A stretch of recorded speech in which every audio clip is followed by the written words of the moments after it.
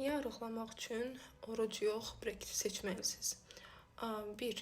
Breketdə olanda siz istəsəz belə ağır şeylər dişləyə bilmirsiniz, əti dişləyə bilmirsiniz, nə bilim, xiyar, pomidor falan. Onları günün heç bir hissəsində eləyə bilmirsiniz. Amma oruclu olanda axşam sizin ağzınıza kim saxlayacaq? Yəni, kim sizə qarantiya verir ki, sizin iradəniz çatacaq və o aşqaranı yeməyəcəksiniz və yaxud da o pizzanı yeməyəcəksiniz. 2. Oruc ildə sadəcə bir aydır. Yəni, bir ay oruc tutub, sonra yenə də basıb yemək, yəni, heç də yaxşı bir plana oxşamır. 3. Oruc vaxtı siz gərək imsaka səhər tezdən durasınız. Bu da ki, narahatçılıq verir, insan bütün rejimini pozur, amma breketdə elə bir şey yoxdur.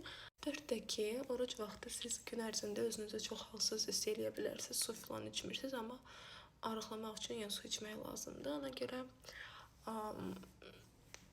breket daha yaxşı gəlir, sanki breketin azından su içməyə imkan verir.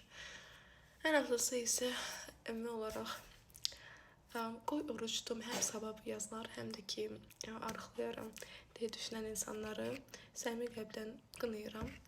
Amma dini inanclarına görə bunu eləyən, Allahın qarşısında öz vəzifəsini yerinə yetirməyə çalışan insanlara hörmətim sonsuzdur. Həm iradələrinə görə, həm nə bilim, yəni bir qayda var və ona əməl eləyirlər. Ona görə əgər arıqlamaqdırsa məqsədiniz, belə şeylərdən istifadə eləməyin, breketi qoydurun. Dişləriniz düzsə bilmirəm, baxın da başınızın çarəsinə.